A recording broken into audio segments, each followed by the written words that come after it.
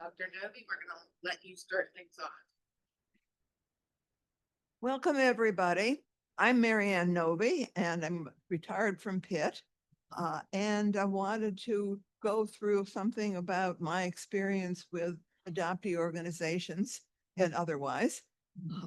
Around the fall of 2021, some of us worked through the Office of Diversity at Pitt to start an affinity group at Pitt for people involved with adoption. This is mostly adoptees, but a few adoptive parents.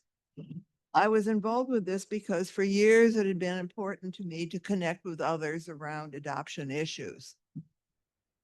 When I was 5, my mother told me I was adopted so I could be better taken care of. But she said, don't talk about it, other people won't understand.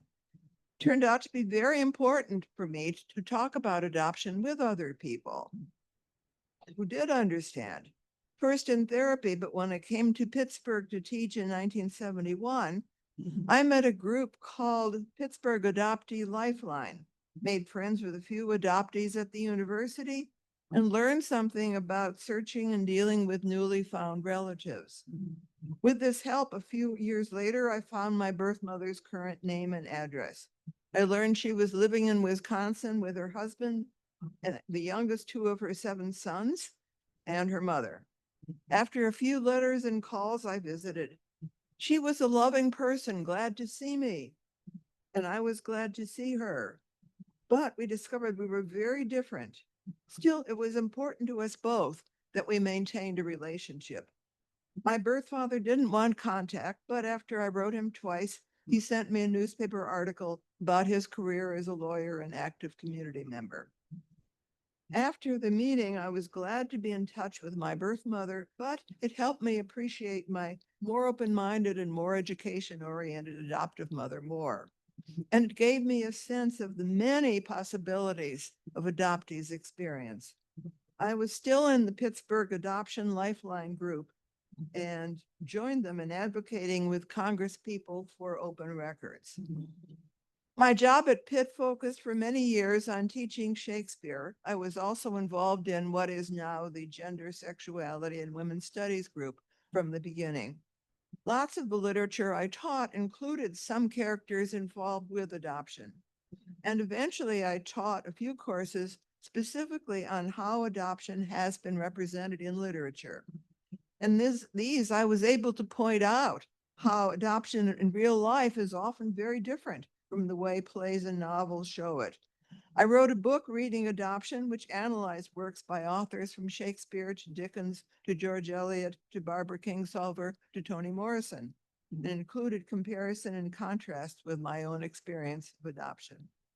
I also connected with other academics interested in adoption, both here and at other campuses. We sponsored events at Pitt and became part of a new international organization, the Alliance for the Study of Adoption and Culture, hosting its second conference here. Just as early on in my time at Pitt, I got a sense of community from the feminist movement on campus and off, as well as from Pittsburgh Adoption Lifeline. At this point, I felt connected with many people, mostly adoptees, who were writing and teaching about adoption at Pitt and elsewhere. Finally, I wrote another book, Adoption Memoirs, on display here on the table as you come in, with some order forms, which discusses 45 memoirs by adoptees, birth mothers, and adoptive parents.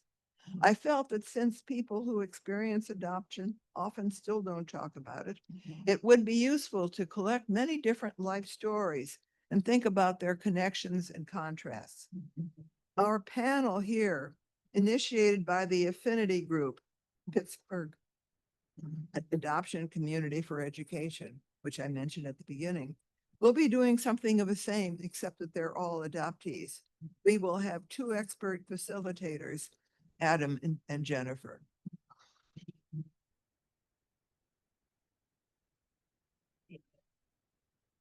Hello, everyone. My name's Adam Garrity. I work within the School of Social Work's Child Welfare Resource Center based out of Mechanicsburg, and I'm here with my colleague Jennifer. Hi, everybody. Welcome. I have been with the university for 20 years, and I'm happy to be here as part of this panel facilitation. We're going to ask the panelists to introduce themselves, starting with you, Eve. Hi, I'm Eve Wyman. I work here at Pitt. I am 24 years old and I am a transracial, transnational adoptee. Hi, I'm Joanna Mittereder, and I also work here at Pitt, but I'm also a three-time alum from Pitt, graduating with my psychology degree from Pitt Johnstown, my social work degree from the social work school, and then my EDD from the School of Education here at Pitt. I'm also an adoptee. Hi, I'm Dr. Patrice Martin, and I am a proud Pitt alum twice over. I graduated from the College of Arts and Sciences and then the College of General Studies. And I am very glad to be here. And I'm a same race domestic adoptee. And I was born and raised in the Pittsburgh area and in Pittsburgh. All right. Good evening, everyone. I am Deidre McGee. I am a late discovery adoptee. I didn't know all of my life. I found out at age 23. I was a year out of Pitt, just graduated, a new college graduate, ready to take on the world, and a surprise happened about my adoption. And I'm also a DNA discovery. I found my birth father later in life through DNA testing. So I'm glad to be here today. I'm born and raised in Philadelphia and looking forward to this panel. Thank you. One thing before we get started, there are mics in the ceiling, so if you're having side conversations, the people online might be able to hear you. So we've been lucky enough to meet with the panel prior today, discuss their stories a little bit, and we cultivate questions that are generalized, but also specific to each individual as we go on. If there's questions, we're going to try saving time till the end for those questions, but if you are inclined to ask that question, if we're on a current topic, please just raise your hand. We'll answer, we'll take your question and the panel will do their best to answer that. So let's jump right into our questions. Our first question is a question for anyone on the panel who wishes to answer. What inspired you to begin sharing your adoption story publicly, and how has the journey evolved over time?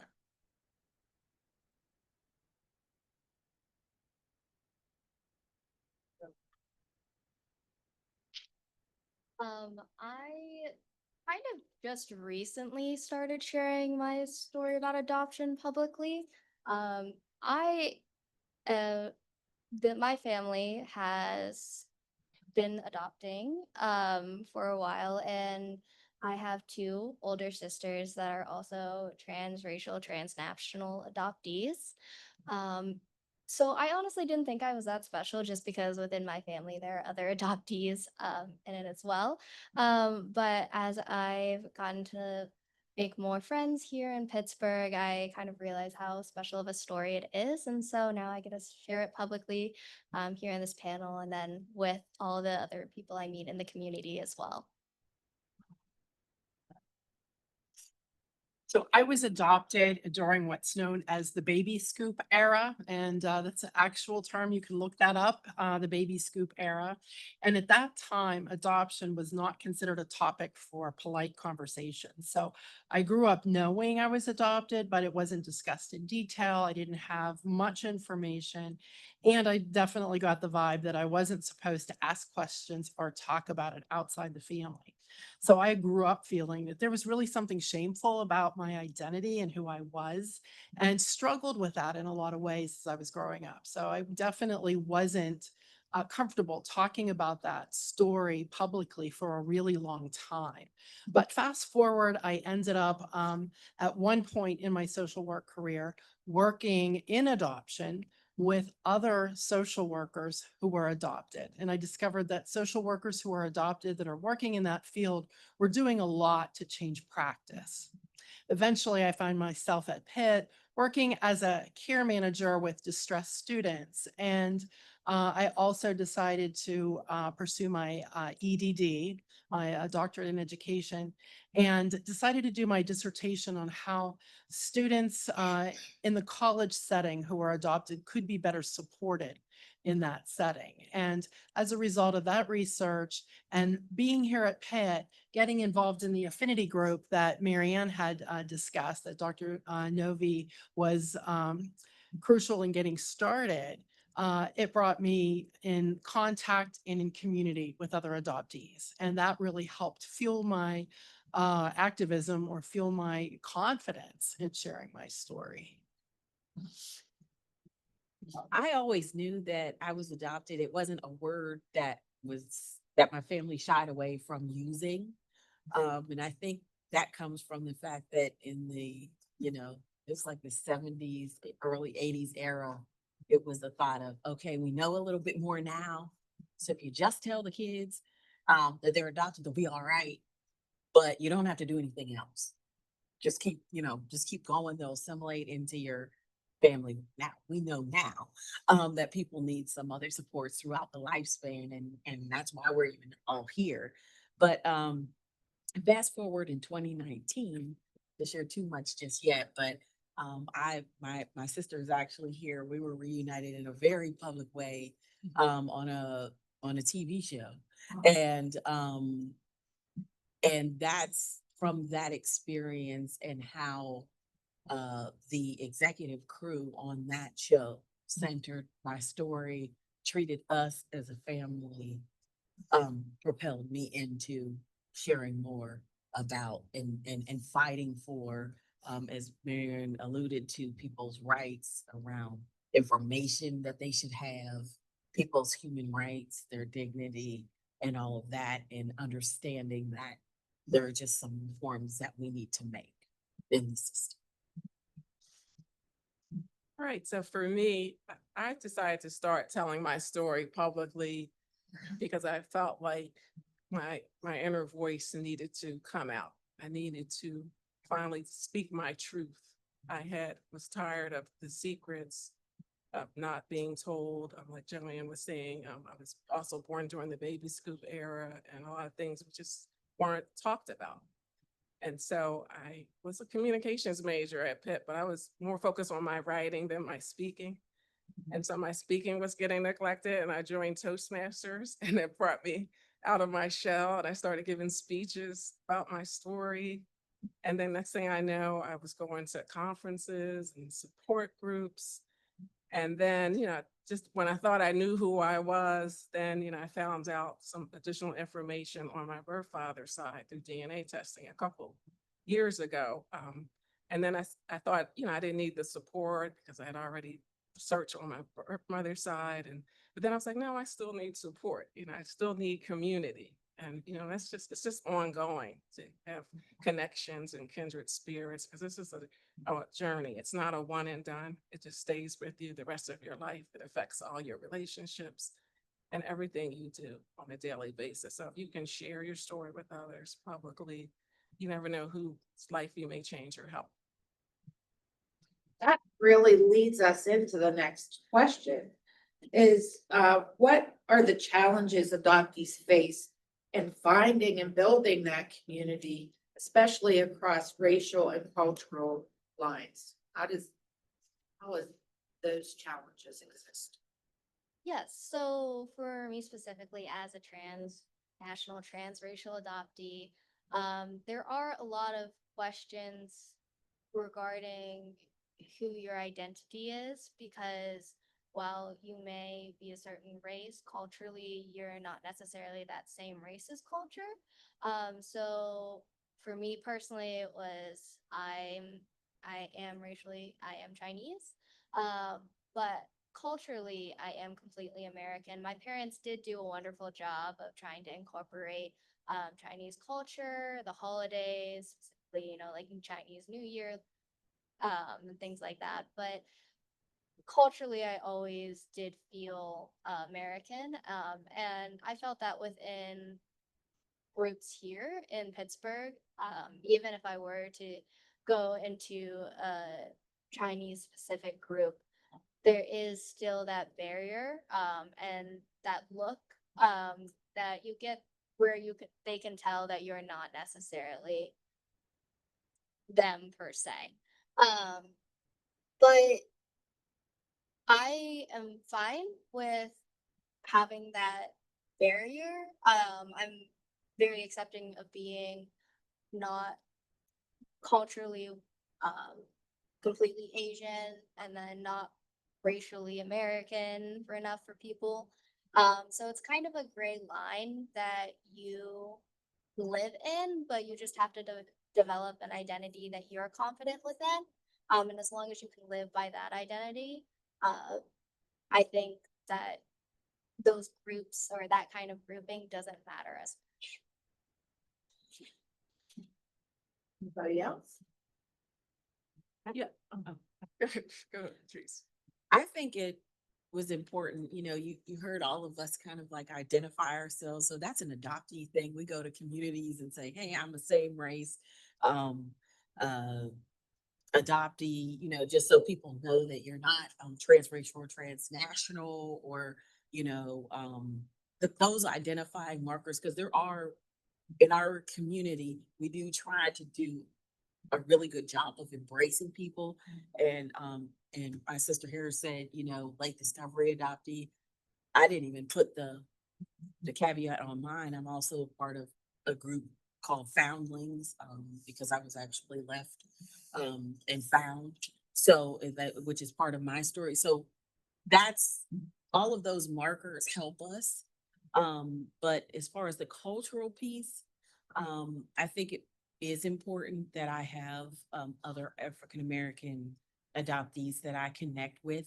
We're a part of a group of that happens to be primarily of women of color who are in that group, and we meet once a month and to see their faces and to kind of identify with some of that, I think is really important. But it also for us to be in larger settings as well of other adoptees is also important. So I think the cultural aspect of it, yes, is important, but to be in some of those larger, affinity groups or communities, just to kind of know, No, you're not alone. yeah, that you're not. But I know teams. Yeah, I was just gonna ditto what you said, just, being in community, across race, cultural lines, like everyone gets it. So you don't have to do a lot of explaining, we might be different races or genders. But when you start speaking the language and start telling your story, everyone has that aha moment or something that resonates with them. And so you just build those kindred spirits, multiculturally. And I think in my situation, my lived experience, I was, adopted same race, in a white family. It left me though with a lot of questions when people talked about, their ethnicity and, where they came from. I always wondered, I always questioned, and, my family would tell me, we're Polish, you're Polish, just, go with it, you're Polish. Well, DNA testing tells me there is no Polish genes at all, even though I was in a family that was very Polish and had a lot of Polish traditions and, culture around them. And I was in a neighborhood and school surrounded with a lot of people from Eastern European heritage that really dove into that background and that heritage, to the point where at a Catholic school, most of the nuns spoke Polish to each other when they didn't want the students to know what they were talking about. So I was kind of steeped in that, but it really wasn't who I was. And, it was something that I struggled with off and on, over the years. But the part about being adopted by the same race, you were kind of invisible. So it made it, not very conspicuous to others that I was adopted. And I think that what the population I'm working with now, college students, and when I'm centered on my advocacy around finding ways to support that particular group of students, I feel like they're an invisible population on campus. And that's a group that I would like to bring more attention to and have more services for. This next question's for Eve. You spoke already that as a transracial and transnational adoptee, you face various challenges. How has your cultural identity shaped your experience and advocacy? So, as far as my experience goes, I think that it's I had to work very hard to develop what I was going to determine was going to be my identity. And then finding groups that really accepted who I decided I wanted to be. Not letting any group necessarily define me, but accept me as who I am. And that was really important for me. And I found a wonderful group of friends who do exactly that. So I'm so thankful for them. But as far as experience goes, you do experience a lot of microaggressions on a day-to-day, week-to-week, month-to-month basis. And sometimes they're really small and sometimes they're really big. Um, and I think that as I'm getting older, I actually experience them more frequently or realize it's happening to me more frequently than I did when I was younger. So that's an interesting kind of development. But as far as advocacy, it's something that I not necessarily advocate to the public very often. This is kind of my first time. So apologies if I'm not that well spoken. But on a person to person level, I do talk about adoption a lot. Within my workplace, even, we talked about how ICE was coming to Pittsburgh, and I joked, like, oh no, maybe I should like stay in my office that day or something like that. And my coworkers just looked at me like with questioning eyes, like, why? Like, adoption is a form of immigration. It might not be the normal form of immigration that people think in their minds, but it is. You have immigrated over to the country. And also, ICE can target based on your race. So that was something I had to explain to them. And for me, it was something that like I immediately kind of thought of after reading the news, but for them, it was something that they would never think of. And so it was just a very interesting and eye-opening conversation to have. Just realizing that people don't really think of transnational adoption as immigration per se, but it is something very prevalent and something that has been talked about a lot, especially with ICE. So yeah. That's a really good one.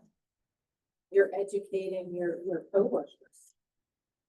Dr. Martin, this question's for you. Your advocacy spans media, faith, and legislation.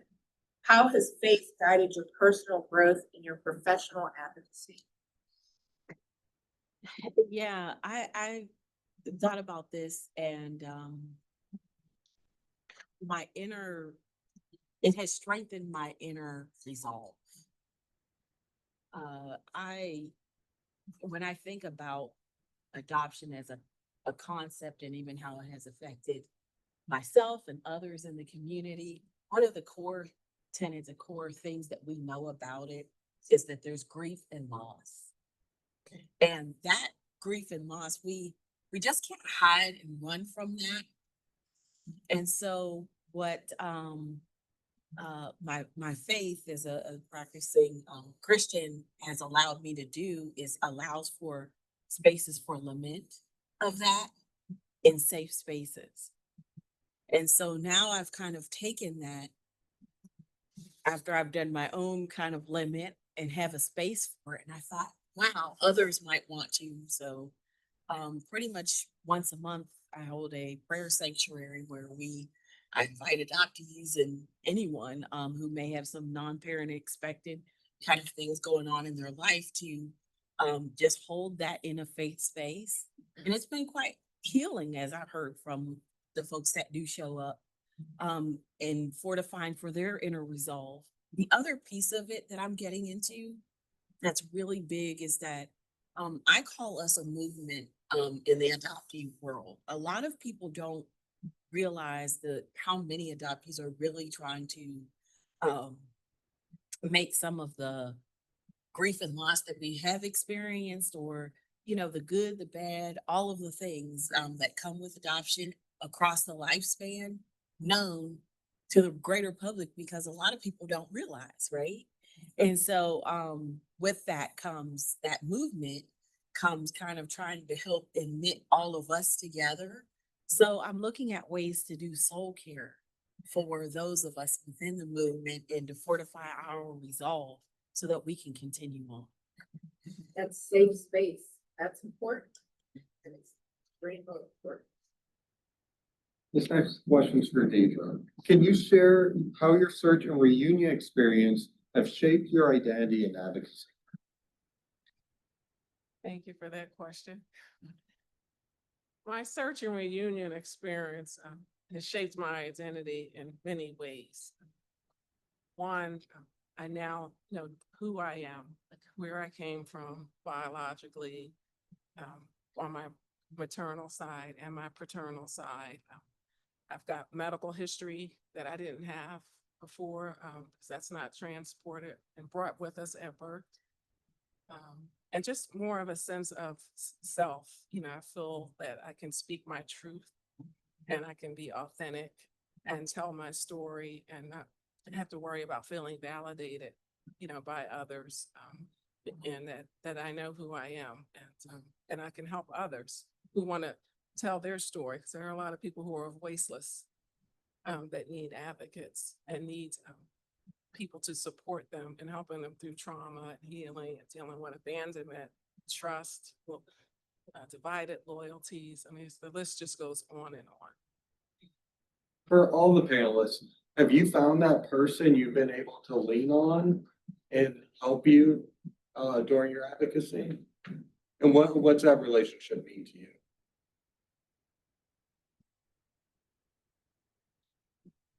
Well, personally, I have a great group of friends, and some of my friends are Asian adoptees as well.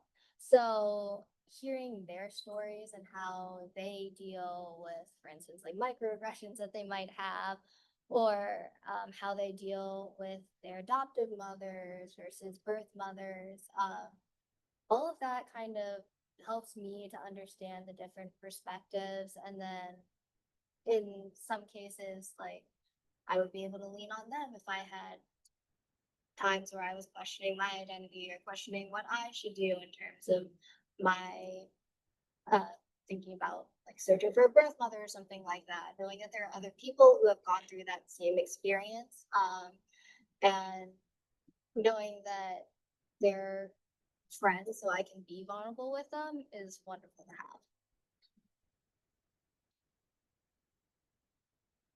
Yeah, I definitely think, excuse me, that the community is important. And I can't even pinpoint like one person. I've got like different pockets of people. Somebody was talking about like, you know, I've called her numerous times. Again, my sister, we're in reunion. I think we're in past reunion. Like I'm all in. I went to the family reunion this summer, so I'm all in. But you know, I think that it's just having people that know. I'll share a story. I don't want to embarrass my sister here, but last year, there's just around my birthday time gets really kind of weird. A lot of people don't know that. But I have, you know, it is what it is, and for whatever reasons it does. But I was just having a weird time. I think it was last year. And I just called her and I was able to say, I'm having a weird time today, and this is the reason why. And she was like, I hear you. And I get it. And I think that's part of my community as well. Even though it's on the reunion side like that, I just needed to be heard. We couldn't fix it. We can't undo that. But it sure did do wonders. It helps sometimes just to be able to say it. To say it out loud. And the Be person seen, I was, heard. and I'll say this to people, if you have somebody in your life that is, you know, is seeking reunion or whatever, reunion can go a whole lot of different ways. I am more than blessed with how things have gone, but you know, but that ear needed to hear it. And I think that was huge. For sure.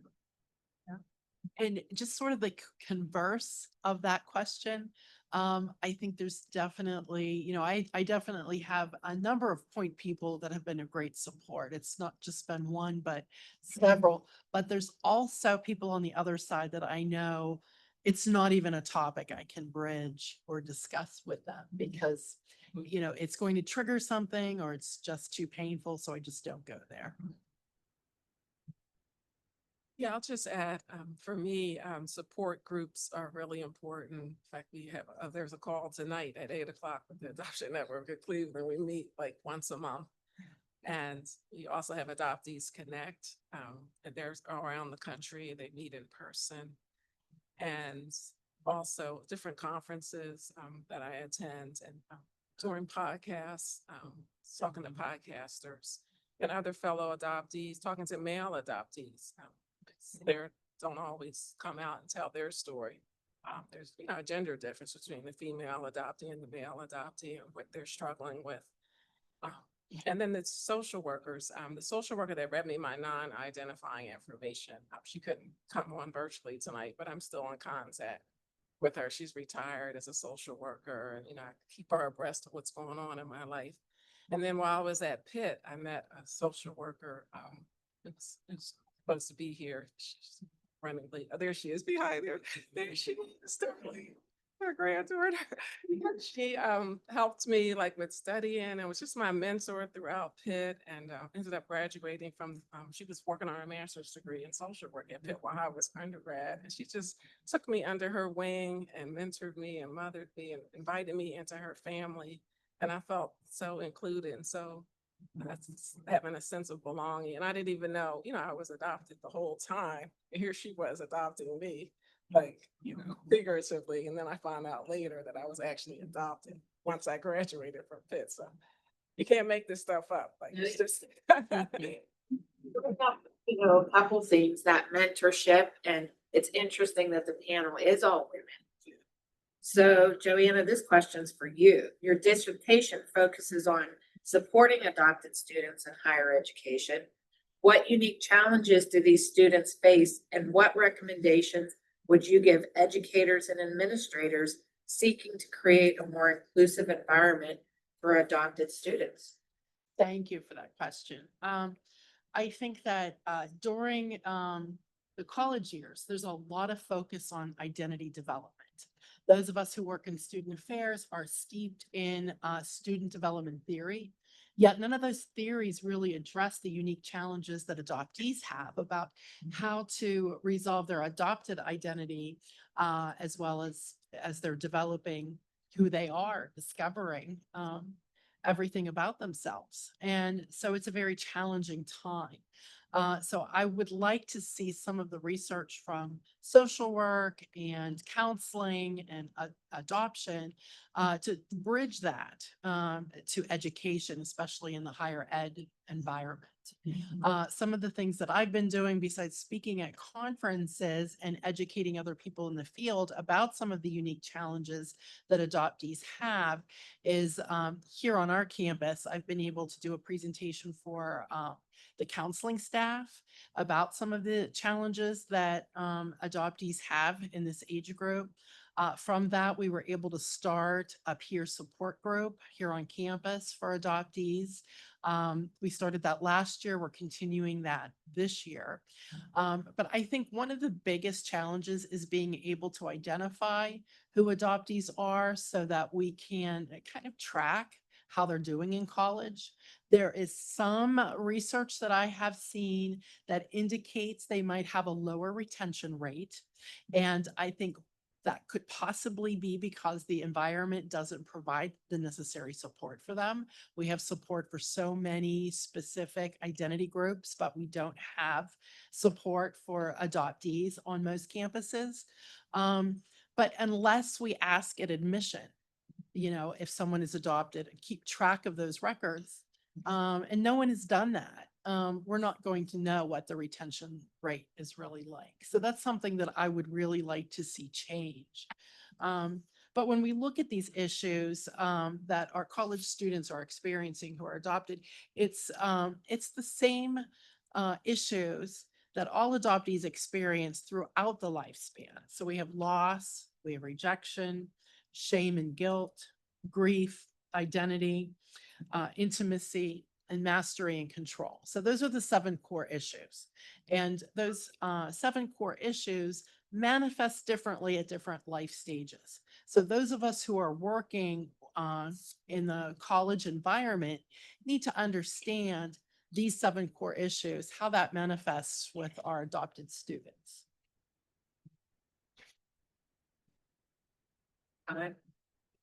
Okay. So you've all discussed allies, these mentors who kind of took you under their wing. How can allies such as the folks in this room or Adam and I, whether they're educators, healthcare providers, or community members, better support adoptees and their families?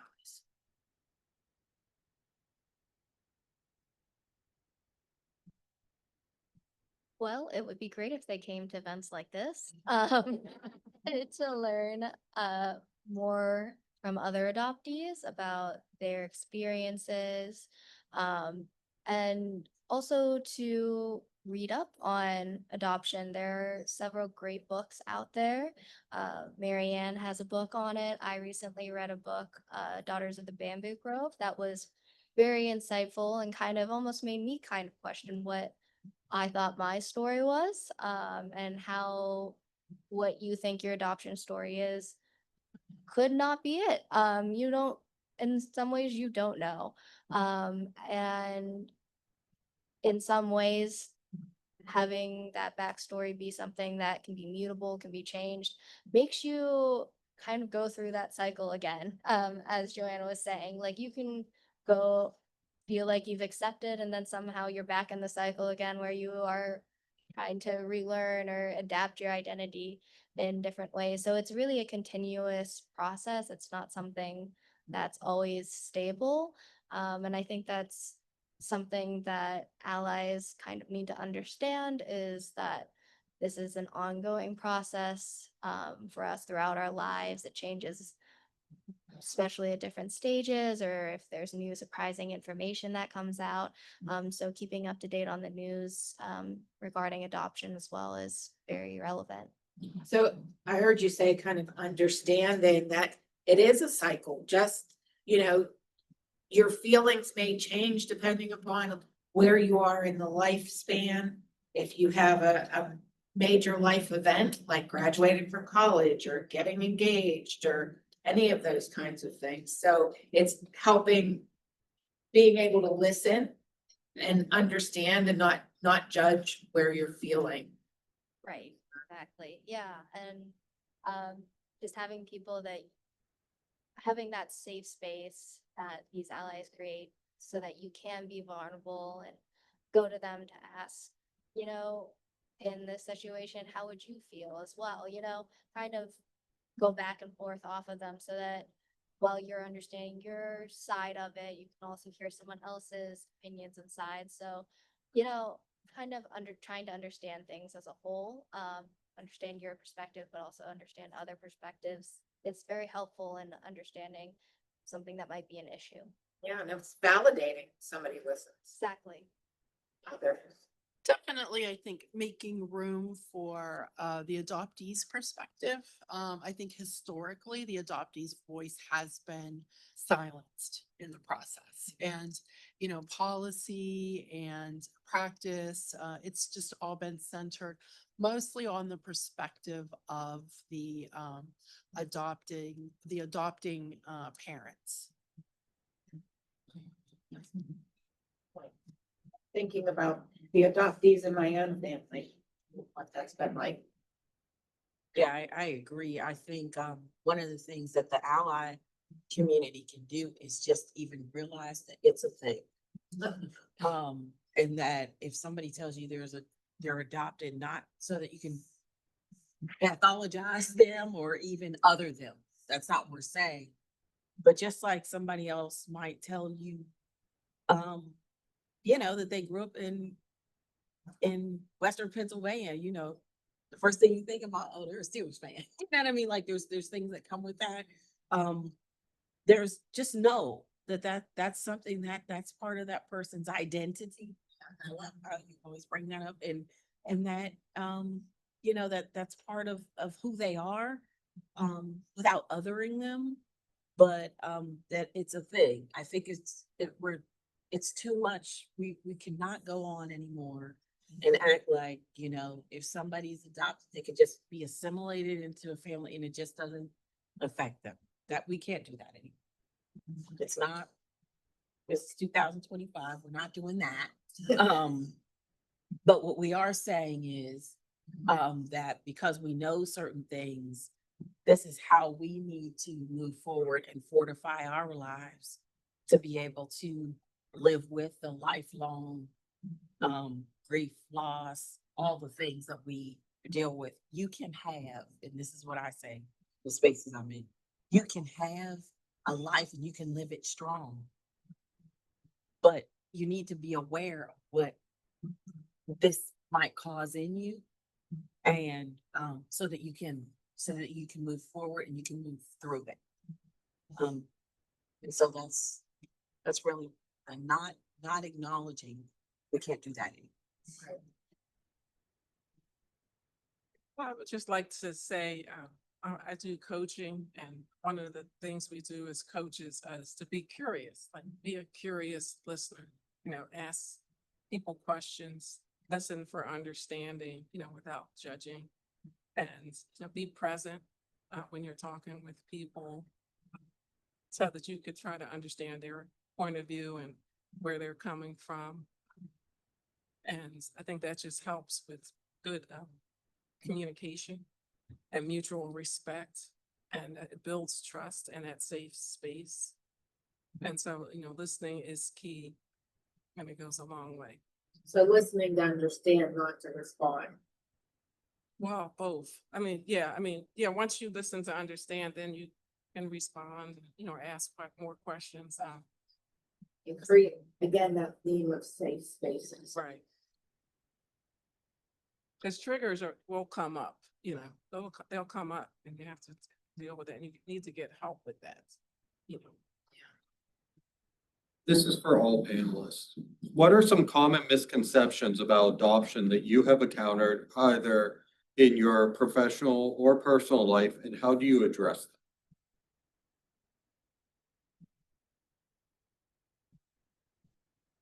Can you repeat the questions? What are some common misconceptions about adoption that you have encountered in your professional or personal life, and how have you chosen to address them? I'll start with this one. I love what you said earlier about the invisible. And I'll say this, I think we kind of share that you had mentioned that you were adopted in the same race family. I was as well. And I was on a call years ago and somebody said it's like hiding in plain sight. Nobody chooses to address it because you're with people that are of your same, you know, cultural heritage. I just think that, you know, honoring someone's personhood, that's something from the beginning that you can't, that's at the DNA level. If somebody is really, let's just say someone is really, I'll use the word Ukrainian, but you're telling them they're Polish because you are, and it makes you just feel better so they'll assimilate. No. Let's just think about that. I see people shaking their heads about when I say the quiet thing out loud, how bad it sounds. Honoring the humanity, if you get someone, even as an infant, and they're a day old, honor the humanity in that child or that adult. No matter when they find out. I think that's what we need to start. And for those, I know there is movements within the adoptee space, and I won't get too much into that, but where we have some of our colleagues in the movement, even in schools of social work around the country, are even trying to dismantle the whole practice of it. Because and look for other ways to care for children that find themselves in care. I mean, all the way from maybe we don't need to be adopting people, but maybe we take them in and will be their legal guardian. And then, because now we live in a day and age where we have DNA information that we can keep their personhood intact. I'm not saying I know somewhere in there, but I'm just informing, since I'm at Pitt and can use my, my mind in that way and share where some of the thoughts are on this. And it all goes back to when you talk to people in movement about people's identity, their personhood, and how they really at their core feel robbed of that. So interesting, because Adam and I work in child welfare. And when children are in placement, there's a hierarchy, a legal hierarchy. It's reunification, adoption, permanent legal custodianship, fit and willing relative, and last is another planned permanent living arrangement. I won't define that for everybody, but what you just said makes me question some of the things that we're doing as a system in an effort to try to create some permanency. And I think that's where we have a sweet spot, because we're asking you to shake that up, especially in these places. This is the intellectuals who are helping our kids think about that. This is where we need to do it. We need to do it at a place like Pitt. I'm biased, but we need to do it at a place like Pitt. We need to shake it up. I think another assumption that comes to mind is just, I have a couple of them, but one is that I think people often don't realize that adoption starts with trauma, and that fact gets ignored. Another one, there are a lot of folks that feel that love conquers all. It's another way that some people address adoption, and love's important, but it doesn't conquer all. There's still all of these other core issues that need to be addressed. And again, adoptees need support throughout the lifespan. It's not something that just happens, at a young age. It's something that's going to affect the person for the rest of their life. I will say another misconception is that people always think, like, when you're adopted, it's a successful adoption completely. And that's not necessarily always the case. There are some adoptions that ultimately fail at the end, or some adoptions where the child ends up leaving the adopted family because there are some differences that can't be overcome. So it's not always necessarily a successful adoption.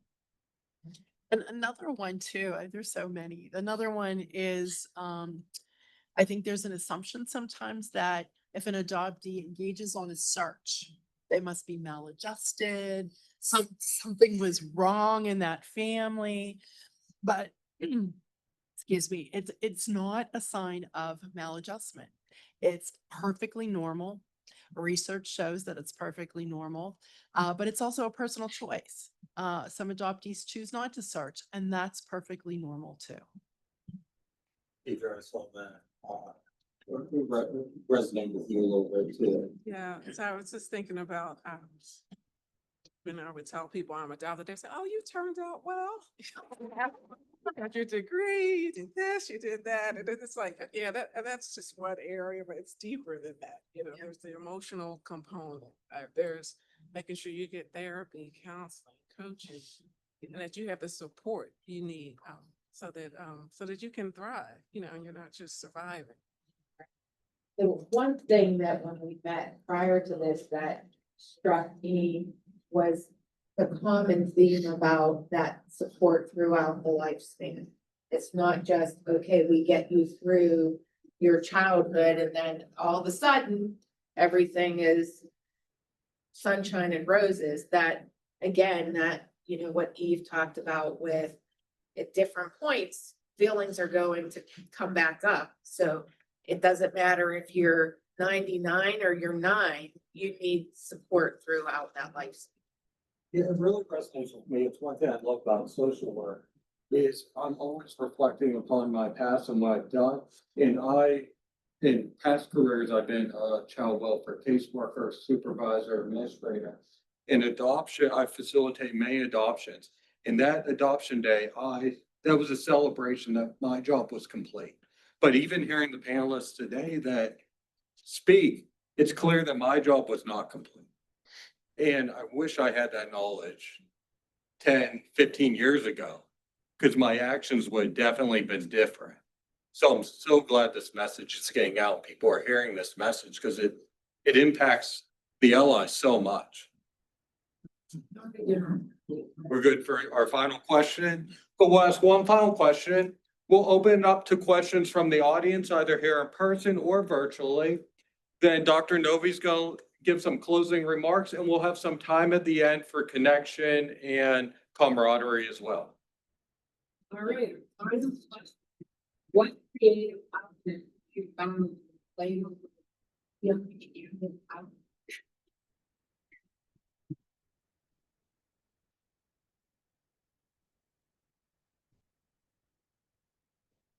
Everyone's thinking, actually, I'll say for me, just using all my skills that I learned at Pitt, interpersonal communication, writing. We have an Adoptee Voices writing group, speaking at various podcasts, telling my story in a creative, art form. So those are all have been healing bombs, and knowing that I'm helping others and possibly transforming a life. Yeah, I'll piggyback off her. I'm involved in several organizations that have nothing to do with adoption period. They're just in my community that have to do with the arts. And I think art is healing. And I try to take in art, whether it be in all of its forms, dance, theater, painting, sculpture, whatever it is. That's been a real outlet for me to get with my friends and do artsy things, be a part of cultural institutions that promote the arts. I am a self-proclaimed nerd and kind of an academic through and through. So reading and a lot of nonfiction reading about adoption, articles in journals. I love tearing through those and looking for new information and more information and sharing that with other people, but also processing at the same time. So I find that to be a really good outlet. I also have to say the same thing. My outlet is often reading, and I do read a lot regarding adoption. And sometimes I'll read stories and I'm like, oh, there's an adopted person in it. Like it's a fun, exciting character to see. Because you don't see it super often, but especially now, I think you see it more often, and it's so wonderful to know that mainstream media is bringing in adoption as an identity that gets shown. When it's shown authentically. That's true too. Yeah. When it's shown authentically. Yeah. Yes. So tell me a little bit about that before we open it up. When you say, like, what's the media portraying that's not authentic? Sometimes it's a happy ever after, pet situation, and sometimes it can be an extreme maladjustment. So it's the two extremes. Yeah. It's the person that I'm just gonna say this. Like, if you look at like a lot of like horror movies or some element to it, like, oh, this person was a foster child or they were, adopted by somebody and they're a killer, but no, we're not doing, again, we're not doing that. 2025, like, stop it. That's my big thing. This is one of my big topics, like media and how we're portrayed, cut it. And that has to be the basis for, It changes perception. it sure does. And that's why you get asked questions like you talked about earlier. Oh, you're okay. Well, that people don't realize that they've internalized those things about us. They really do not. That there's something that if you say you're a doctor, there's something inherently that you're not okay. And that's none of what we're saying. We're saying we are okay. But there are things that, just like with anything that's affected you in your life, will affect you throughout the lifespan, and it needs to be honored. So we want to recognize our virtual attendees, super appreciative of you joining us today virtually. I believe we have one or two questions virtually, then we'll open it to everyone in the room. One of the first questions from our virtual attendees is, do you have a favorite part about being adopted? Have a favorite parts about being adopted?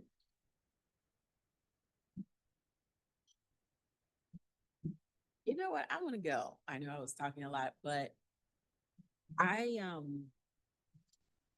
my family, and when I say that in the expanse now, all of my family, my adopted family, my biological family, they're some good people. Like, I love knowing all of them. That's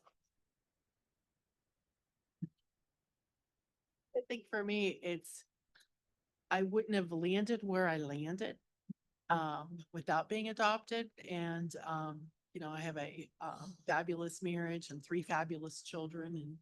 And, my husband and I probably would not have crossed paths, and I would have had the 3 wonderful children I have had I not been adopted. In some ways, I like having a perspective that's different from the norm. I think that it, in some ways, it adds another layer to conversations that's very interesting, that I like to explore. And I also think that in some ways, I feel like I am more driven to be educated on things culturally, things politically, um, things racially, because I have that part of my identity. And I think that had I not been a transnational, transracial adoptee, I might not be interested in that much in what's going on in the world as I am right now. Yeah, I would say for me, just having good family values. I was raised in a Christian home, and just being celebrated, not tolerated, but celebrated, birthdays, holidays. To being able to look through photo albums and see good memories are important. So those were some highlights for me. Yeah. We have another online question. And this is related to, there were some comments earlier about support systems and networks here on the Oakland campus. Do you have any information about support networks for adoptees at our regional campuses, and either that be for students, faculty, and staff? And if not, what ways can the Oakland campus provide support to our regional partners? Yeah, I think as far as the regional campuses go, the faculty and staff from the regional campuses are welcome to get involved in the affinity group that we have. It's the Pitt Adoption Community for Education. And I know that there's been, they're constantly updating websites at Pitt. So I don't know if that one has been updated yet or not. So stay tuned or keep searching, because hopefully there'll be some information about that. So that if you want to get involved with that, you can. We've had a lot of Zoom meetings in the past. I found them to be very rewarding and a way of finding a community here at Pitt. As far as resources for students at the regional campuses, I don't know of any. I don't know of any resources at most college campuses. It's a very rare thing to find. And that's why I'm trying here at the campus where I am to make that happen. If anyone who's working at the regional campuses would like to reach out to me to discuss that more, I would welcome that opportunity. Can you I think part of that question was, could you recommend places for students to get support if Absolutely. You know what? I have listings of online support groups and especially some that are geared towards college students. So I could share those links, which might be really helpful. So please reach out and I'll be happy to share that. Any questions from within the room? Yes. Hello, my name is Christopher. Just to briefly give some context, I was adopted, domestic adopted. My family were immigrants from Brazil. My conditions would often be referred to as transracial. I prefer to use that word for semantic reasons. And growing up, adoption was a huge taboo. I mean, everyone who I could talk to about anything would never talk to me about my adoption. Not really about information per se, but about how I felt about it. My grandmother would talk to me about anything, absolutely anything. The one thing she said, I don't have any help for you on with my adoption. She had nothing. And there's a professor of sociology, University of Delaware, so this is relevant, Dr. Jennifer Earle, who makes the argument that children might be the ultimate marginalized class. And that we don't think about them that much in terms of intersectionality or in terms of access to institutionalized resources.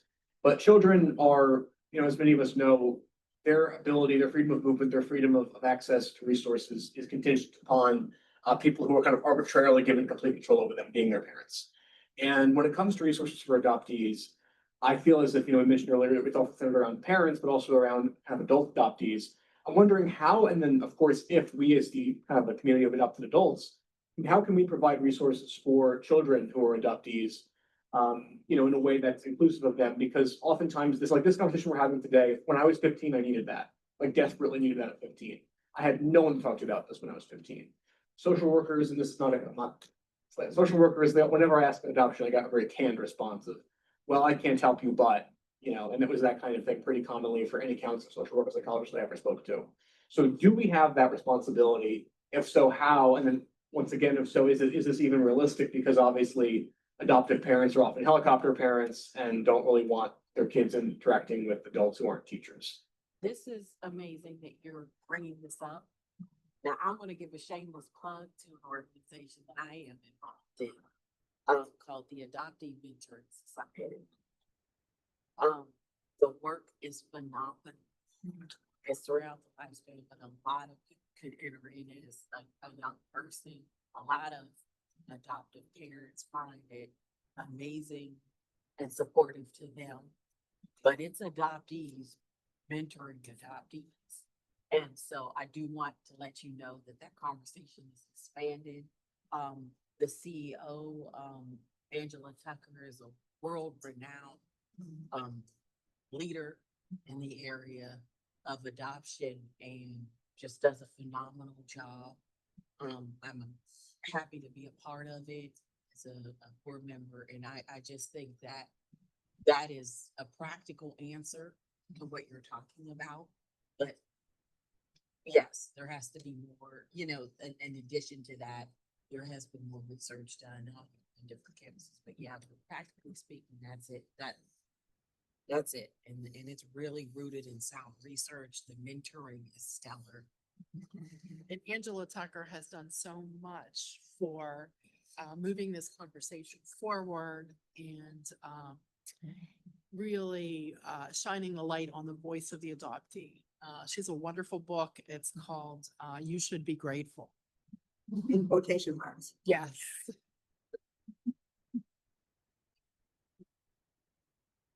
Other questions? Yes, in the back. Question. I'm a grandparent of one child who's an adopted child and another child who is being raised by a single mom. And she's 15.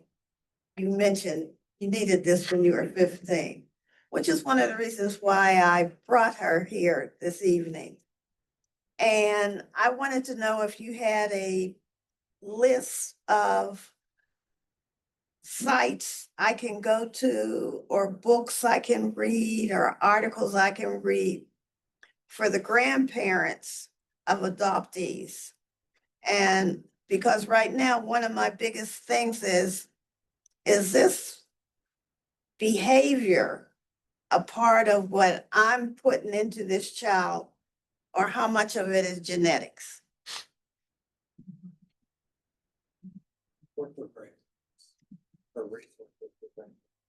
would say one book that comes to mind, there is a book called 7 Core Issues, and it's by Rosia and Maison. You can find it on Amazon. You can get it from the Pitt Library. I think that's a really helpful starting point to understanding what those core issues are and how they manifest at various life stages. That's 7 core issues. Anybody else? Resources you would recommend for grandparents?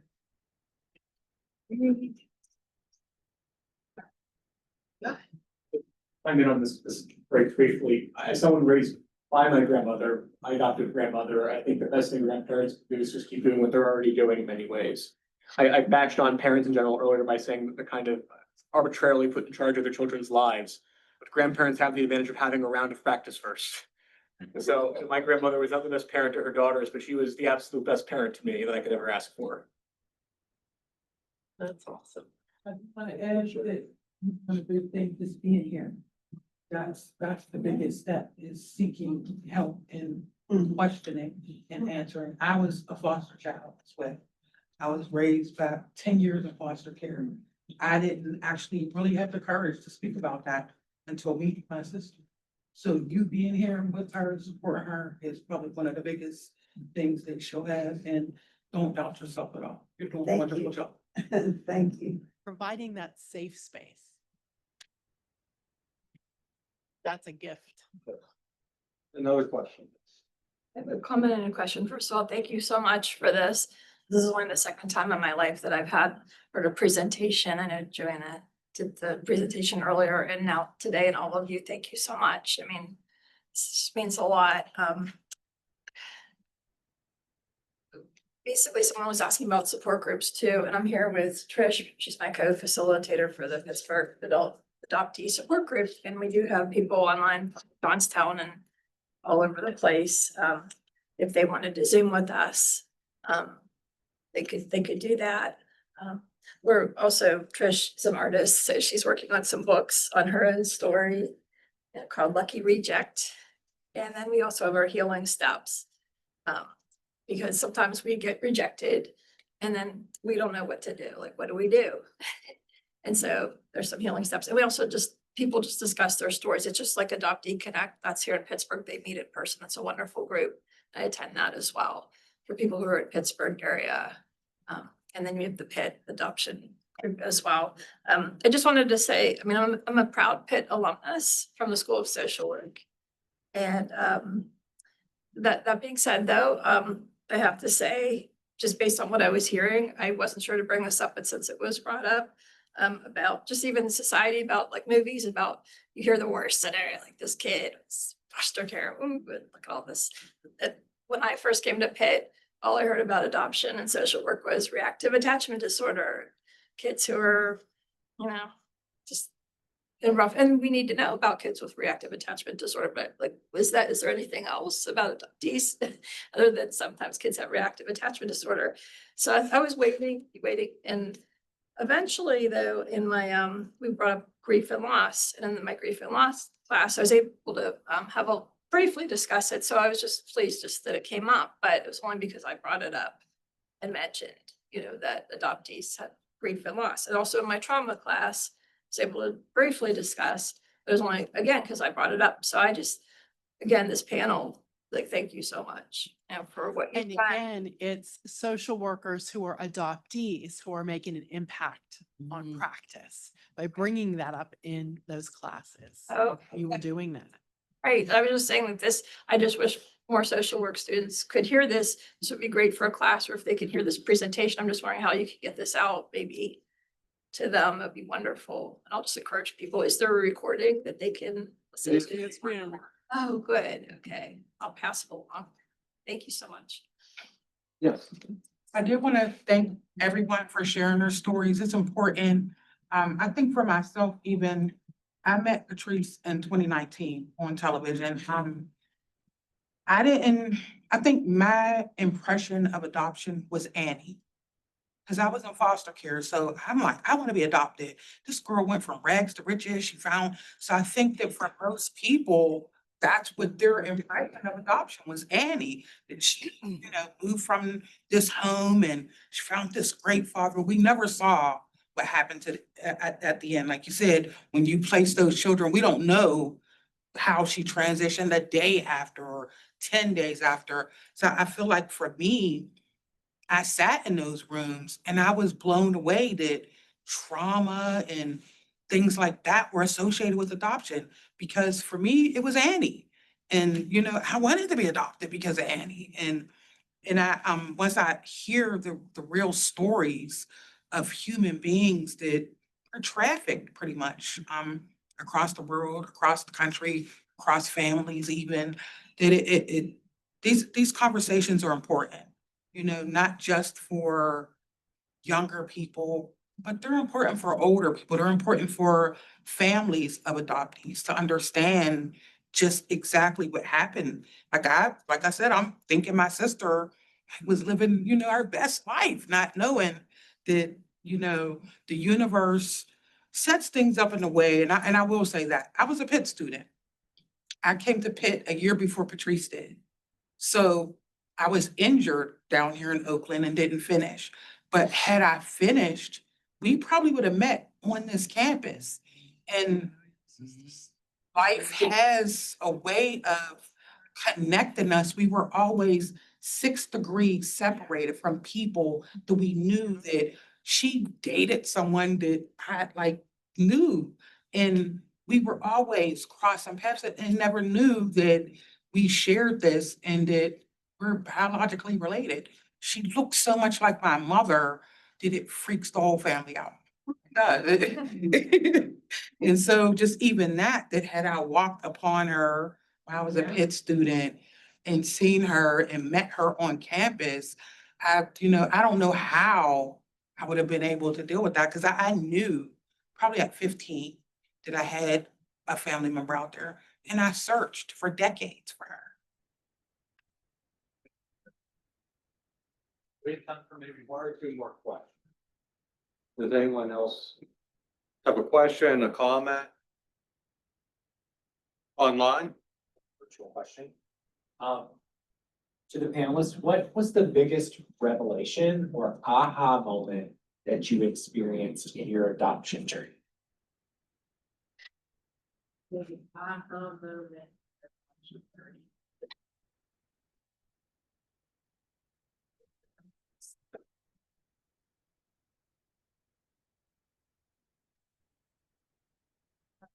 Quote a scripture.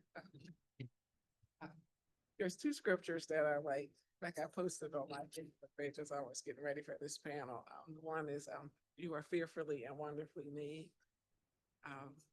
That's, forget what book that is in the Bible, but that's one scripture. And then, the other one is, I saw you before you were born. Every day was recorded in your book. And so I just feel like, that there are no accidents. Everything happened for a reason.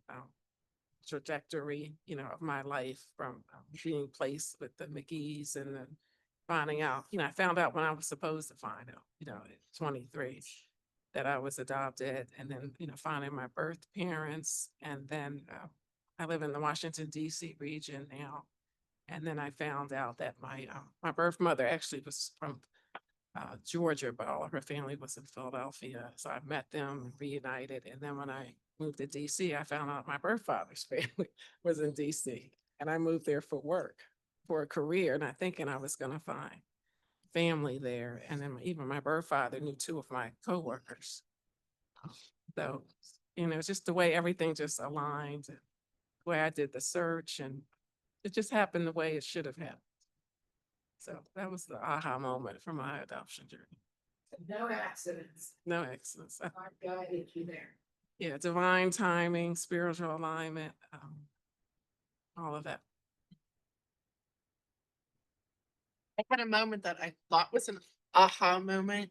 Both of the parents who adopted me are deceased, and I had an aunt who came to me and said, I just want you to know that, and she named a particular uncle, was your biological father.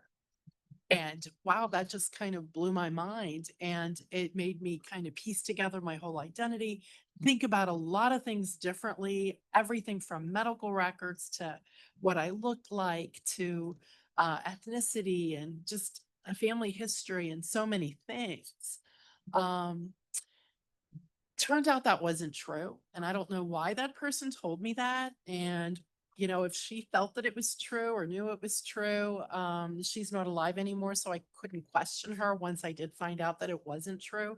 But it also, when I took a DNA test, like things just weren't making sense. And when I looked at the DNA results and what it was telling me, I was attributing it a lot to just me not being smart enough to figure out the science of the DNA and just blaming myself until someone through the Ancestry website reached out to me that was a true relative. And I found out who my biological father really was. So that was the second aha moment.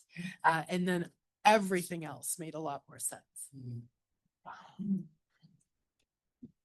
I think in the day and age when a lot of things are being challenged around how systems, I'm in the school social work, so we can talk about this, systems play out in people's lives and especially systems that can be systems of oppression, can play out. Two pieces. When I met my sister, we were talking through our story, not just mine, our story. Being a person who studied sociology here at Pitt, I started thinking about this story about our mom is a perfect confluence of race, socioeconomic status. Like I just started pulling on all my classes, and understanding it. Is that's just how I processed it. But then secondly, to the point to the folks here that are from the adoption group in Pittsburgh, you know, you understand this, that I have run into all kinds of people who have been separated from their biological families. What are we doing in this system? What is this? And so that's bigger. That for me was my aha moment. There's something that is saying that some people are worthy to parent and some people aren't, and some people opt out, in my case themselves, because of these other factors going on in their lives. How are we not resourcing families to keep them together? So those are the questions I'm asking, you know, at almost 50 and beyond, and want to help change. Those were my aha moments, that there's bigger things going on. It's bigger than your birth family and absolutely all that systemic oppression, systemic racism, the intersectionality. The intersectionality of all of it, but as a human beings, like you can find anybody in any culture, and even I have a friend of mine that I'm close to, and his story crosses race, literally across the tracks kind of thing. Mom was wealthy family. Dad literally lived across the side of the tracks, you know, as people call it. You can't have a kid by this person. You can't do this. So what do we say about wealth and all of the systems that we all talk about in these cultures? All the things. So my aha moment was when I read the book Daughters of the Bamboo Grove, because in my adoption records, it stated that I was left in a vegetable stall in a market, and police were called, and then I was taken to the orphanage kind of thing. But when I read Daughters of Bamboo Grove, it talked about how there were, as adoption, the demand for Chinese adoptees became higher and higher. People started kidnapping children off the streets. And so for some adoptees, yes, especially in the beginning, parents did give away or relinquish their children in some way, form, or fashion. But in other cases, it might not have been. And it talks of examples of how some reports would be falsified, that children were left in like markets. And then I said, oh, well, that's what my adoption record says. So I realized that nothing is certain in uh, that aspect. And I think probably for a lot of, not a lot, but for some transracial adoptees, that's also going to be the same thing for them, where nothing is really certain. And then you have to kind of make your peace with it and be okay with that uncertainty. And that was something that like I kind of had to digest and go through after realizing that, was like, I really don't know anything about my adoption and I just need to be okay with that. So before we hear Dr. Novi's closing remarks, can we get a huge round of applause for our panel?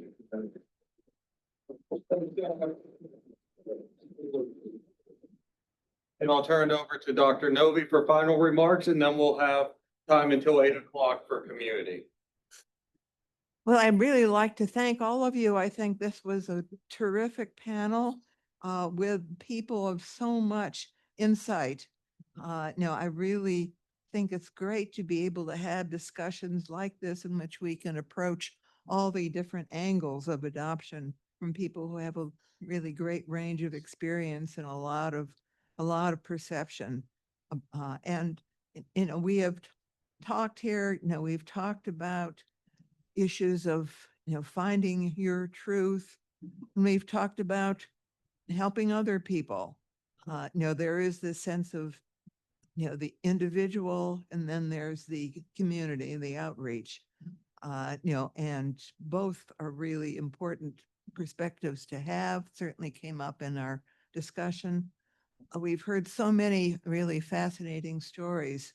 I think it's really a great service to have a panel like this, to have insightful people asking questions and very reflective answers that we've received. So I'm really very, very grateful for this opportunity here.